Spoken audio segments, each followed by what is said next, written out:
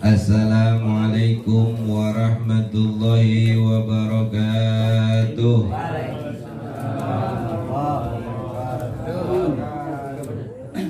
Bismillahirrahmanirrahim. Subhanallahi walhamdulillahi wa la ilaha illallah wallahu akbar. Adada khalqihi wa ridhaan nafsihi wa jinnata arsihi wa midada kalimatih. Subhanaka la ilma lana illa ma'alamtana innaka antal alimul hakim. La hawla wa la quwwata illa billahil aliyyil azim. Alhamdulillahilladzi nawwir qulubana bi ulumil ulama wa anqadana biha min darajatil bahaimi wal a'ma ila darajatil huda wal imani billadzi khalaqal arda was sama. Asyhadu an la ilaha illallah wahdahu la syarikalah wa asyhadu anna Muhammadan abduhu wa rasuluh al-mab'usu liyahrujan nasi minadh dhulumati ilan nuril imanidiyah. Allahumma sholli wa sallim wa barik ala sayyidina Muhammadin atqal atqiya wa ala alihi wa sahbihi wa man tabi'ahu bi ihsanin ila yaumil jaza. Amma ba'du, qala rabbi shrah li sadri wa yassir li amri wa hlul 'uqdatam min lisani yafqahu qawli.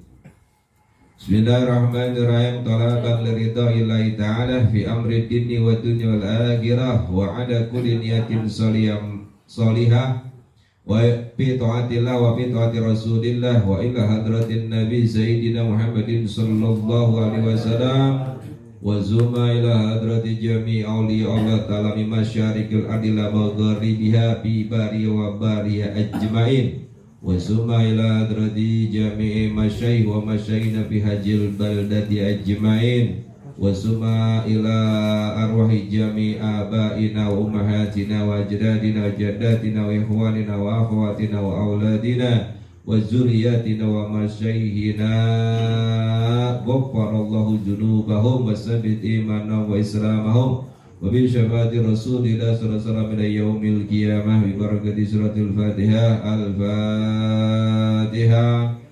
A'udzu billahi minasy syaithanir rajim. Bismillahirrahmanirrahim. Alhamdulillahi rabbil alamin. Ar-Rahmanir Rahim. Maliki yaumiddin. Iyyaka na'budu wa iyyaka nasta'in. Ihdinas siratal mustaqim. Siratal ladzina an'amta 'alaihim ghairil maghdubi 'alaihim waladdallin. Rabbighfir lana wa liwalidayna amin.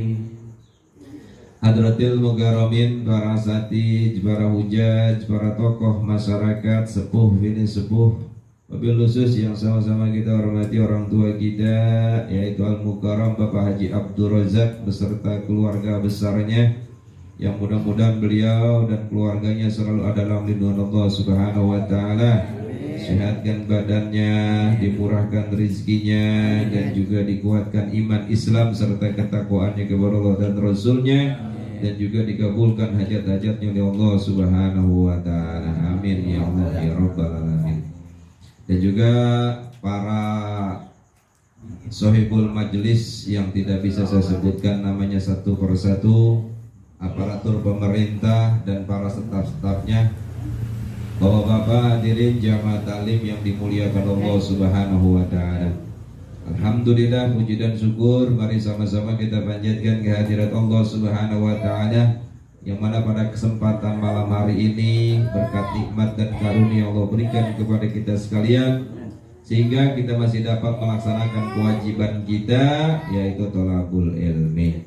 Dengan harapan mudah-mudahan langkah kita, niat kita, serta duduknya kita di majlis taklim ini Allah catat sebagai amal ibadah yang sempurna, yang kelak dapat bersaksi dan dapat meringankan hisab kita. Amin ya rabbal alamin. Salawat dan salam semoga tercurah dan terlimpahkan kepada Nabi kita Muhammad sallallahu alaihi wasallam, pada keluarganya, sahabatnya, dan juga kepada para tabi'innya hingga kepada umatnya akhir zaman, termasuk kita yang hadir pada kesempatan malam hari ini.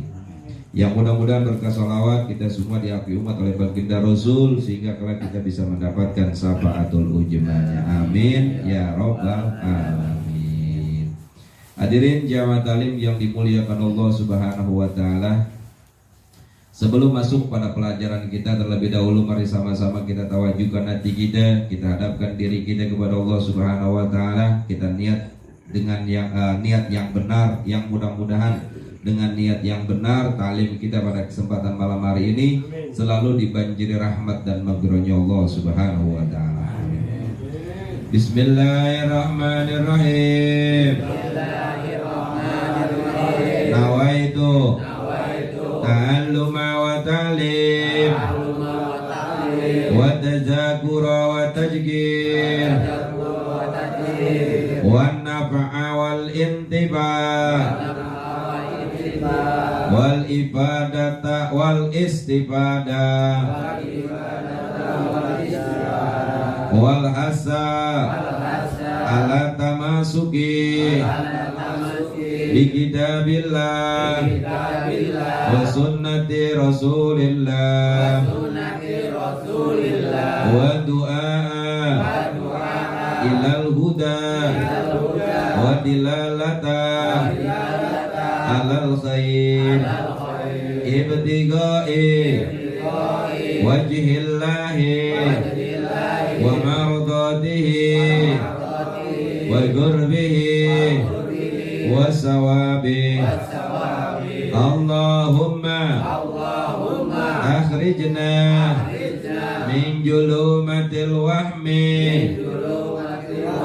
wa akrimna binuril fahmi waftah alaina bima'rifatil ilmi wa hasin ahlaqana bil hilmi wa sahil lana abwaba fadlika wansur alaina min hujaini rahmatika ya arhamar rahimin. Amin ya rabbal alamin. Bismillahi walhamdulillahi wa la ilaha illallah wallahu akbar.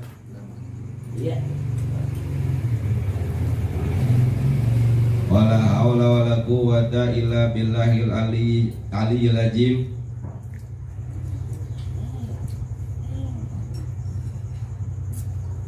Bismillahirrahmanirrahim. Qala al-mu'allif rahimakumullah wa nafa'ana bi ulumihim fi darain.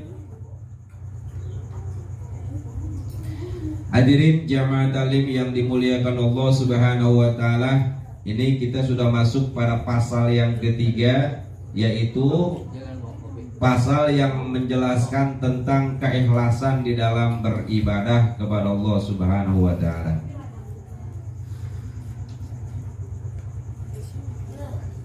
Rasulullah sallallahu alaihi wasallam pernah berpesan dalam sebuah hadisnya kepada Abi Dzar, ya.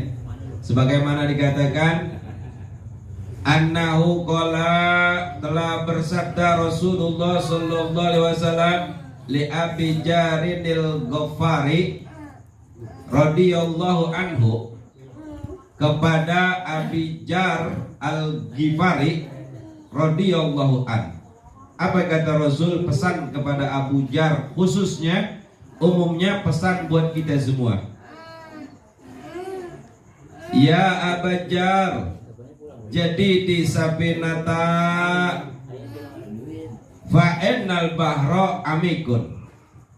Rasulullah SAW berpesan kepada Abi Dzar khususnya, umumnya kepada kita, jadi di Sabinata, perbaharuilah perahumu. Kenapa? Fa'ennal bahra amikun, Karena gelombang menuju akhirat itu sangat besar.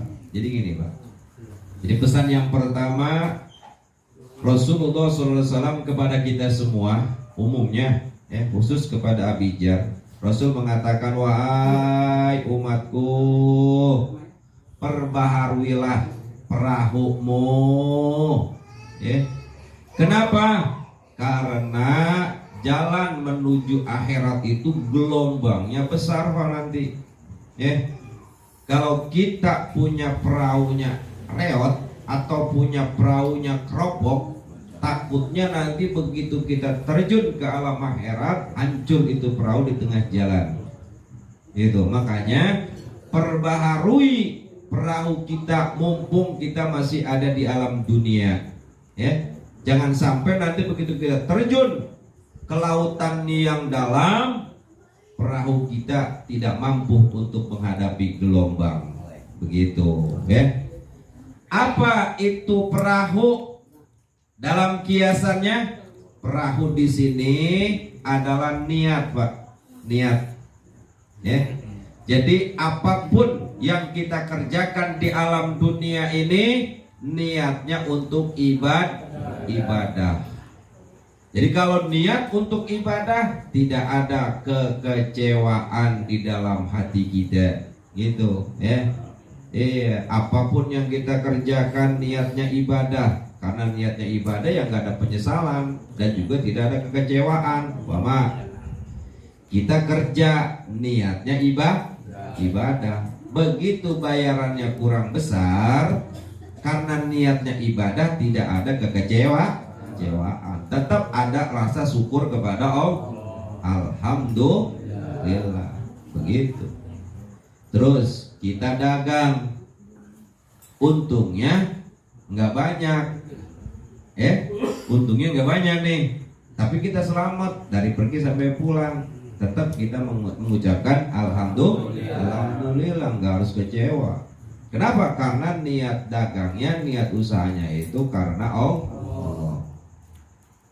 Kalaupun kita usaha rugi, rugi nih, umpamanya karena niatnya ibadah, maka tetap yang keluar dari lisan kita ini ucapan rasa syukur kepada Allah. Begitu, nggak marah-marah kagak, nggak marah-marah kita.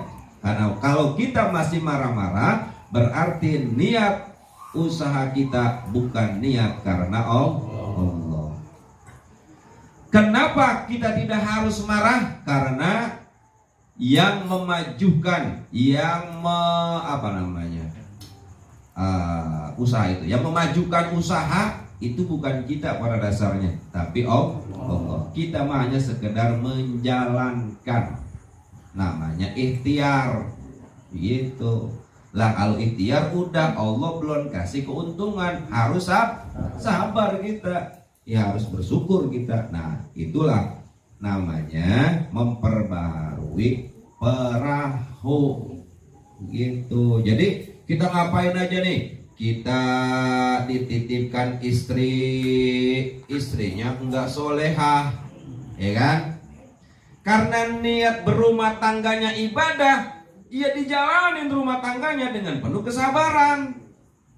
Begitu mau kagak, begitu dititipin istri nggak soleha, dibilangin begini maunya begitu, dikasih segini kurang, dikasih segitu kurang mulai yang ada, ujung-ujungnya rumah tangganya kacau balau. Kenapa? Karena dia tidak tahu bahwa ini adalah titipan Allah. Kita juga sadar bahwa istri kita adalah titipan Allah yang menjadi tanggung jawab buat kita. Jadi kalau misalnya istri kita seperti itu, ya kita harus terima dengan penuh kesabaran. Karena orang yang menerima keadaan atau keburukan akhlak istrinya, dia sabar menjalani hidup bersama istrinya yang akhlaknya tidak baik, maka Allah akan memberikan pahala seperti pahalanya Nabi Allah Ayub alaihissalam. Begitu, Kayak kita nggak percaya aja mah. Iya. Nah, ini nih, jadi itulah makna daripada memperbaharui perahu. Begitu ya. Jadi niatnya itu semua untuk ibadah kepada Allah. Ya. Iya, semua untuk ibadah kepada Allah. Ya. Terus semuanya kita dititipkan anak nih, ya kan? Karena niatnya kita ini untuk ibadah kepada Allah, dititipin anak, semuanya bandel anaknya, ya kan? Umpama, ya harus sabar kita terima keadaan itu. Begitu, mungkin ini adalah cobaan dari Allah, ya kan? Cobaan kesabaran kita, cobaan ketabahan kita. Dititipkan anak seperti ini, maka kita harus sabar, ya. Sabar terhadap anak, maka akan diberikan pahala seperti Nabi Allah Nuh alaihis salam. Nabi Allah itu bagaimana? Nabi ya, Nabi aja anaknya ada yang bandel, Pak. Ya Nabi Nuh anaknya bandel, nah.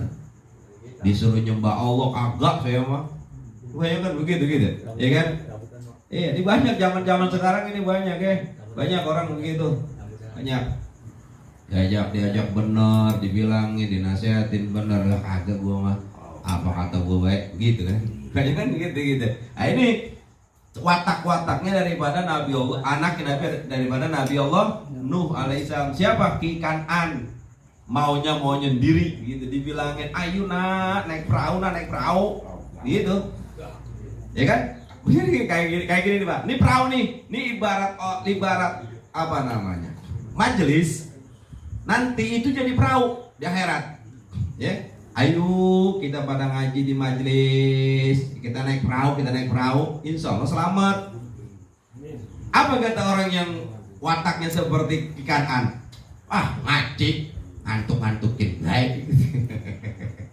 Iya. Makanya andai kata Pak, ngaji ini kalau bisa pahalanya dijohirkan oleh Allah Pak, saya yakin nih orang yang lagi sakit gigi, bahkan yang palanya lagi peang nih, saking berat-beratnya pasti datang kemarin.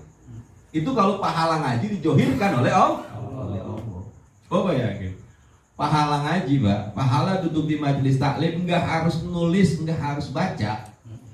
Sekali duduk itu pahalanya lebih bagus daripada 1000 ngelayat orang mati. Sekarang gini, kalau satu aja kita ngelayat orang mati, umpamanya kita naruh amplop di apa namanya? Di baskom 10.000 dikali 1000 berapa? 10 juta. Terus duduk di majelis taklim 1 jam, nggak harus baca, nggak harus nulis, lebih afdol daripada 1000 menjenguk orang sakit. Karena gini, ngejenguk orang sakit paling tidak kita nggak lenggang ya, paling nggak bawa jeruk 3 kilo, sekilo 20.000, sekilo jeruk 20.000, dikali 3 kilo, berarti 60 dikali 1000 berarti berapa puluh juta? Berapa puluh miliar? Berapa puluh juta kira-kira? 60 juta Pak. Tuh. Terus duduk di majelis, ya kan? Duduk di majelis. Ini enggak harus baca, enggak harus nulis. Napas kita yang keluar masuk ini dicatat istighfar oleh Allah Subhanahu wa taala 100.000 kali Pak. Istighfar, astagfirullahaladzim. Begitu kan? Astagfirullahaladzim 100.000. Masuk lagi astagfirullahaladzim 100.000. Astagfirullahaladzim itu apa namanya? Istighfar. Sekali napas 100.000 istighfar. Coba Bapak disuruh 100.000 istighfar di rumah Pak, saya yakin Pak, dari habis Isya sampai subuh yang ada nyungsep. Coba duduk di majelis begini, ya kan?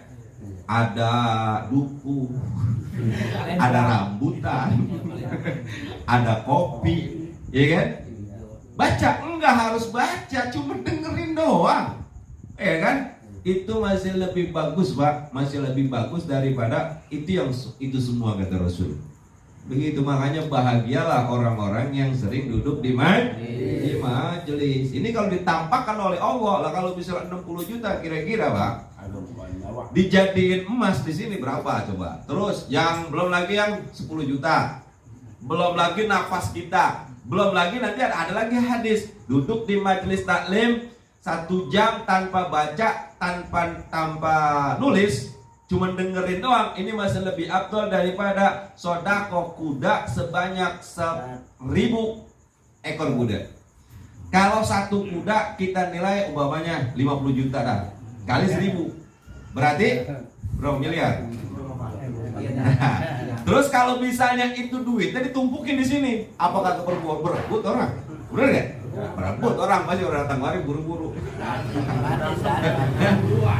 Iya, gitu. Jangankan yang sehat, yang pengkor pasti datang. Kalau itu pahala taklim itu dijohirkan oleh Allah. Ini karena tidak dijohirkan aja, makanya kadang-kadang kita males ya. Iya gitu. Makanya, nah sekarang Rasulullah SAW ini berpesan kepada Abi Jar khususnya, umumnya kepada kita di dalam mengarungi lautan kehidupan. Kata Rasul, jadi di safinata, perbaharuilah niatmu atau perahumu. Kenapa Pak? Enal bahro amikun, karena sesungguhnya lautan atau akhirat, perjalanan menuju akhirat itu adalah sangat besar gelombangnya. Nanti gelombangnya besar Pak ya. Iya, berliku-liku, berkelok-kelok ya kan. Itu seperti itu nanti kehidupan kita ya, untuk menuju akhirat.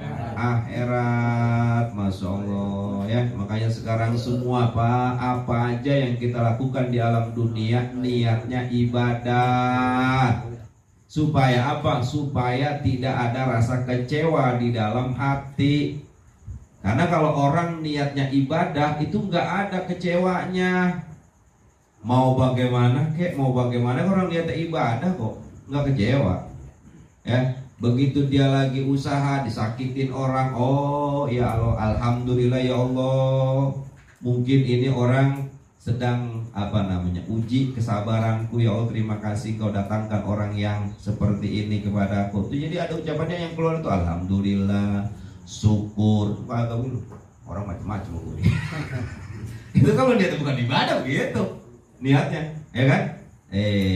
Itu yang pertama.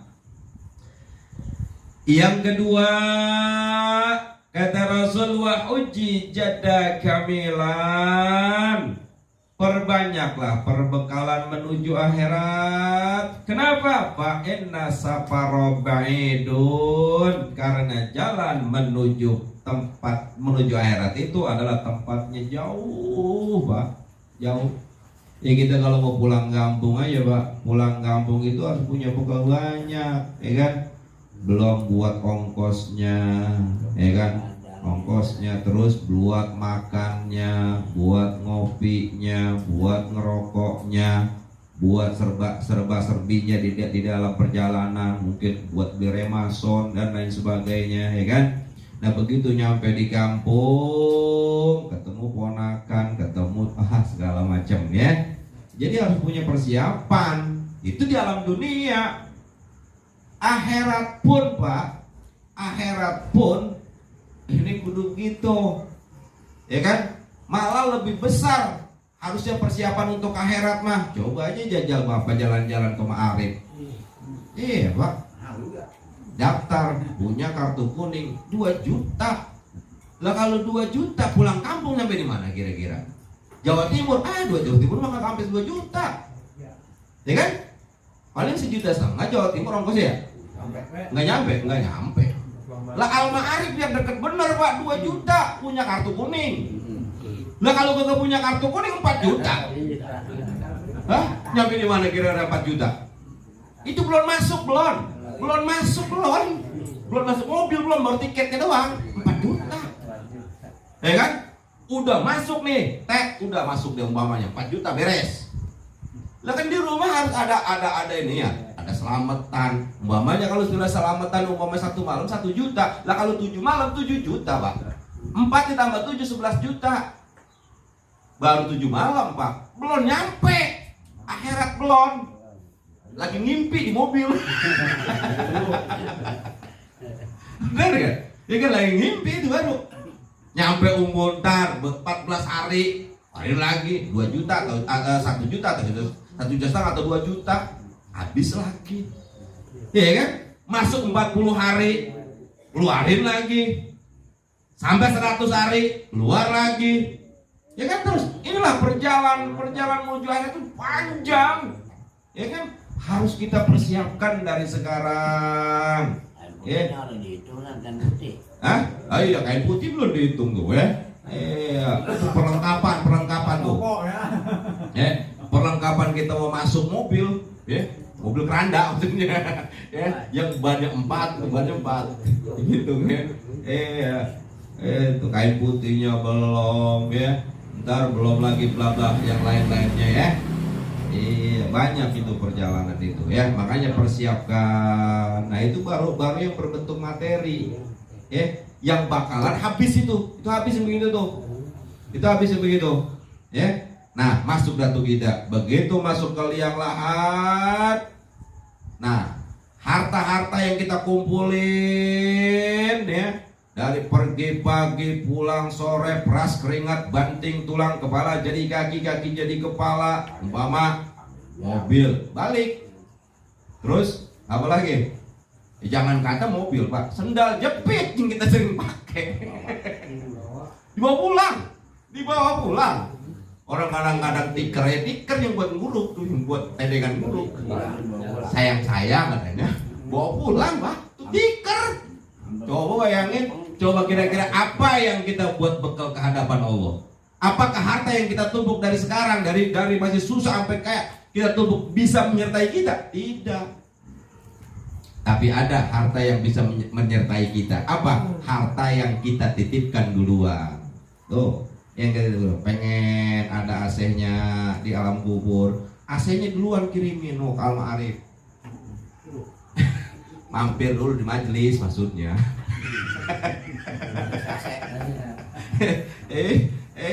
Gitu ya, mampir jangan kalmar, diambil orang, digondol orang tadi sono ya.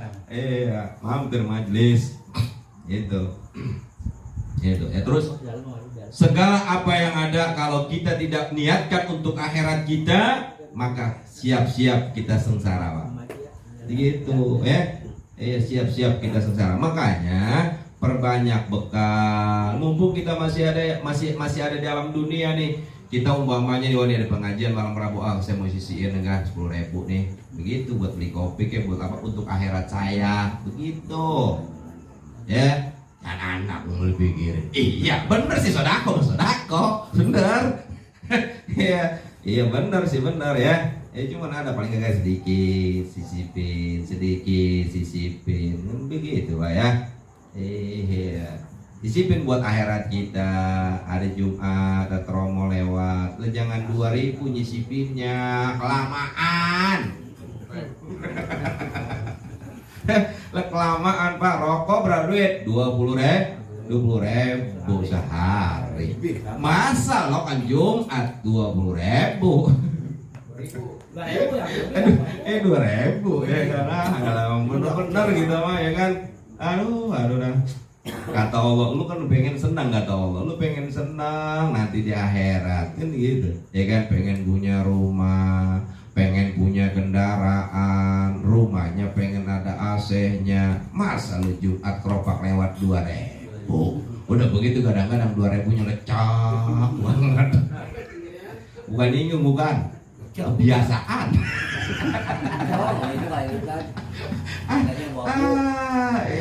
Lagi mana mau sukses kita, makanya begini kata almarhum Jadun MZ, ya, almarhum Kiai Haji Jadun MZ ini begini.